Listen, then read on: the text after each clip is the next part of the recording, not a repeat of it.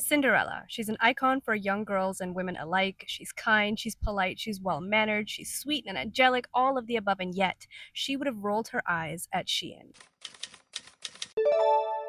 Hi, my name is Karishma Climate Girl, and here we talk about nature, planet Earth, and all of the wonderful creatures, including you and me, that live on it. We're talking climate and sustainability, but in a way that isn't blind to all of the beauty that surrounds us. Today, we're talking about Cinderella and how there is one particular scene in the movie that's an absolute love letter to slow fashion, dunks on the principles of fast fashion, and reminds us that clothing can still be an expression of labor and love. My favorite version of Cinderella, and arguably the best version of Cinderella, is the 1950 2D hand painted Walt Disney animation version. I was a huge Disney princess girl growing up. We had all of the Disney princesses on VHS, and sometimes my mom would let me buy the Disney Princess magazine. What I loved most about the Disney Princess magazine was the cover. They'd feature the classic Disney princesses, but in elevated outfits. It was artistry. I mean, look at this. Look at the pearl detailing on the neckline of the dress, the embroidery work on the chest, the frilly sleeves. I was obsessed. And I'm not even that into fashion. Okay, I guess that's not entirely accurate. I'm not into consuming fashion, but I am very much into couture, garment making, and the artistry of it all. And I think that the Cinderella movie, especially the one scene that we're about to talk about, pays homage to this.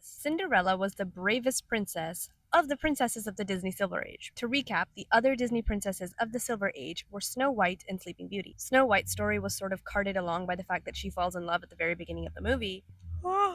Boring. Just kidding. I love me a good love story as well. And Sleeping Beauty famously only has 18 minutes of screen time in her own movie on account of the fact that she was asleep. Cinderella, however, is a love letter to courage, labor, and chasing your dreams. Sleeping Beauty and Snow White were both born princesses. Cinderella, however, that movie is a celebration of a de facto peasant girl. Remember, she doesn't become a princess until the very end. We are treated to entire musical numbers about her life of labor, work, blood, sweat, and tears. Sequences from the songs Sing Sweet Nightingale and A Dream is a Wish Your Heart Makes. And of course, she didn't want to go to the ball because she fell in love with the prince. She didn't even know the prince was throwing the ball. She just wanted to go to the ball because she wanted to party. Okay, let's talk about fashion. Cinderella's story brings us the idea that dressing yourself is a creative endeavor. It's an act of self love and sometimes a form of art. Let me touch quickly on the iconic blue dress that she's known for, but that's not the dress we're talking about in this video. The iconic blue dress was actually inspired by Grace Kelly, who, of course, went on to become a real princess, the Princess of Monaco, in her own life. That brings me to Cinderella's pink dress, which is the star of this video. Not going to lie, I completely forgot that the original dress Cinderella was going to wear to the ball was pink. And no, it wasn't some agreeable baby pink, it was pink pink. Cinderella said, take your clean girl aesthetic, take your beige mommery, and throw it in the trash. Look at those bows, the mismatched necklace. This is how my sister and I would look when we played dress up back in 2005. In the movie, she decides that when she's finished with the laundry list of chores that her stepmother gives her, she's going to wear her mother's dress to the ball. What's interesting is that even in that time period, the mouse says, it's pretty, but it's old, indicating a trend cycle, even in the 1950s or in 1850s France if we're going by the original story by Charles Perrault. This indicates that just like those chunky Fila destroyers are out of style today, things went out of style back then too, i.e. a trend cycle. The trend cycle is how long something is in fashion before being replaced by something new.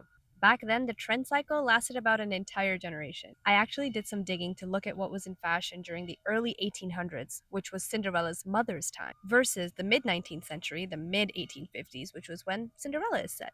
So for the early 19th century, her mother's time, you can see how the frilly, poofy silhouette takes center stage, much like the pink dress in its original form. And then, if you look at what was trending in the mid-1850s, you can clearly see that Cinderella and her animal friends reworked it to match the trendy silhouette of the time. Take note of that V-shaped neckline and the bow in the middle. But if you look at both images, they're not all that different, and they're decades apart. Fashion trends moved slowly because you didn't have powerhouses like Zara and H&M that could churn out an entire collection in a matter of weeks. That's why these days we see micro trends. Micro trends only tend to stay in fashion for weeks, if that, sometimes even less than that. Thanks to fast fashion, we can have micro trends like Barbiecore in 2023 all the way to Bratcore in 2024. And of course, once they're out of fashion, all of these items end up in landfill core for the rest of eternity. Think about those ugly blockish plastic rings and cow print, God forbid. Guys, I'm not immune. Your Honor, I got it at the thrift store, and I still wear it. Back to Cinderella, so we've established that trend cycles were much longer back then. Cindy had to make do with what she had, and what she had was out of style. To make it more fashionable for the time, she upcycled the dress using the things that she found around her. She used what she had. Her stepsister is shown throwing a sash across the room, saying, "This sash, I wouldn't be caught dead in it." Yet Cinderella and her animal friends see her stepsister's trash as their treasure. They say, "A trim here, a string of pearls there, and we're good to go." It didn't necessarily have to match. In fact, by wearing ensembles that wouldn't traditionally match, something you wouldn't find paired together on Pinterest, is how you find your personal style. This is exactly how the art of fashion evolves, through innovation. And, of course, limitation and restriction are where creativity begins. Cinderella didn't have the Shein app on her phone. She had a few scraps, a few trimmings, and an old dress. Lo and behold, we have creativity and sustainability. Oh, and let's not forget, she and her mice friends could sew. The animals are shown in a beautifully joyful sequence as they cut fabric, sew, hem, in a way that illustrates the labor and the workmanship of slow, sustainable fashion. Now, is it a bit sexist?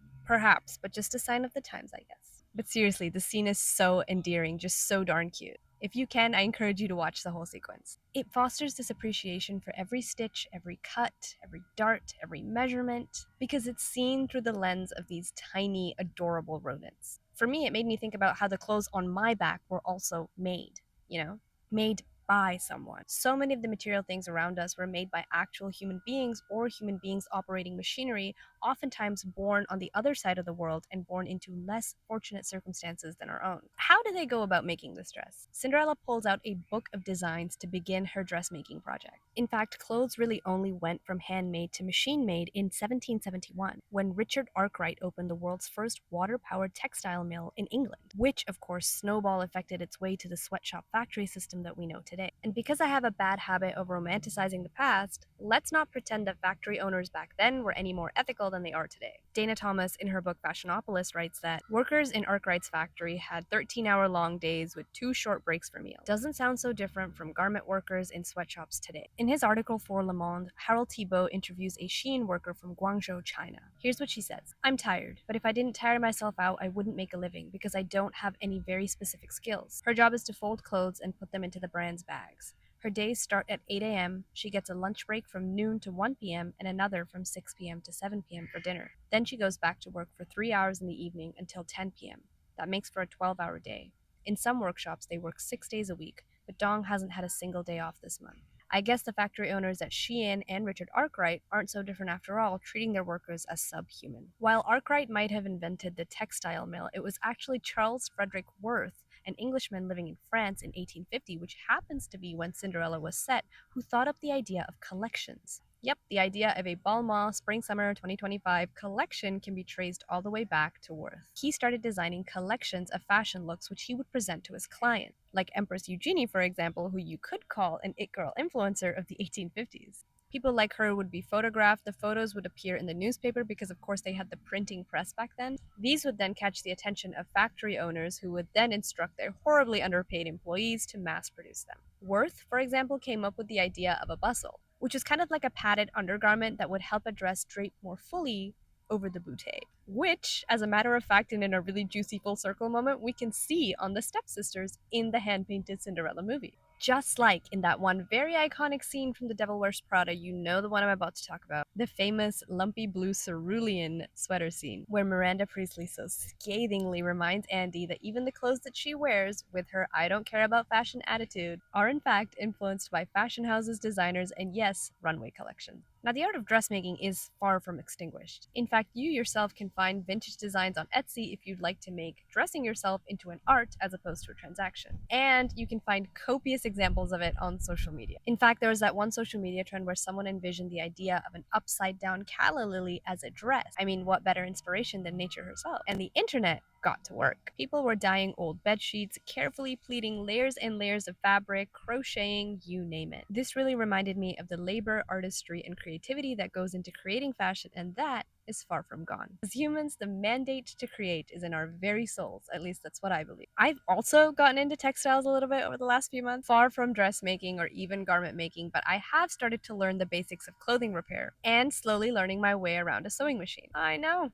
As for Cinderella, this is what her finished dress looked like. a masterpiece. Let's talk for a second about the artist behind the hand-painted animation. Mary Blair was the colorist and the concept artist for the 1950 movie. Side note, the concept artist for the film is somebody who really sets the tone. They decide the colorway, the artistic style, the background elements, and really lay the groundwork for the vibes of the movie. Mary Blair is the reason why if you pause that movie at any given time, it looks like a piece of art that you could frame and hang up in your house. Her art was heavily inspired by the French Neo-Baroque and Neo-Rococo styles of art and architecture. You could characterize these styles, particularly Rococo, as having lots of sinuous ornaments, i.e. swirly, and pale pinks, as described by Katie White in her essay for ArtNet. She also wanted to poke fun at the dresses of ultra-high society and ridiculed the dresses that Anastasia and Drizella wore. That's why the stepsisters' dresses are visibly more ugly and gaudy than Cinderella's. In the book inspiring Walt Disney, The Animation of French Decorative Art, we can see that the intention was for these early Cinderella sketches to present yet another satirical take on the opulence and femininity of 18th century court costume.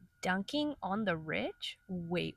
Is it possible that Cinderella is deeper than a princess story, deeper than the art of sustainable fashion and dressmaking, and is actually commentary on class? I mean, isn't this entire movie about romanticizing the working class? Stick with me here. The pink dress sequence is a love letter to sustainable fashion today, but only given our current context. That is to say that in the era of next day shipping, cheap polyester clothes made by girls in Bangladesh, of course the pink dress sequence is an ode to sustainable fashion, but Walt Disney and all of the other animators that worked on this movie didn't even know about this. They didn't know that the world ever came to this. Back then in the 50s, this was just fashion. There was no fast fashion back then. This is how everybody dressed themselves. Slow fashion is better for the planet, of course. I mean, it's less wasteful, it's free of exploitation for the most part, and clothes aren't made from plastic.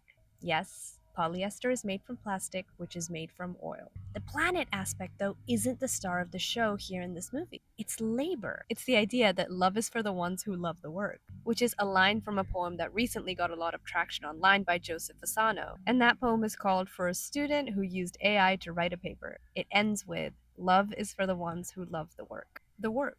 The labor. That's what Cinderella's all about. I mean, Walt Disney was famously pro-union. In fact, the government feared his pro-labor ideal so much so that he was called to testify before the House Committee on Un-American Activities in 1947, i.e. the communist witch hunt. Famously, in his testimony, Walt Disney is both pro-union and libertarian at the same time because of course he doesn't want to get punished by the committee. He says, "We must keep the American labor unions clean. We have got to fight for them." But then when asked on his personal opinion of the Communist Party, he says, "Well, I don't believe it's a political party. I believe it's an un-American thing." And then confusingly says, "The thing that I resent the most is that they are able to get into these unions, take them over, and represent to the world that a group of people that are in my plant that I know are good 100% Americans are trapped by this group, blah, blah, blah, blah, blah, blah, blah." The math's not mathing there, Walt Disney. And I mean, if I were called forth to testify before the Communist Witch Hunt Committee, I might not make much sense either. All that to say, the pink dress, at its heart, is anti-capitalist. Because if Cinderella didn't buy a single thing to make it, then how on earth is she going to be a good consumer and support the economy? Because to hell with being a good consumer, she's a good creator. If you like this video, folks, please like and subscribe, and let me know in the comments what you'd like to see from me next time.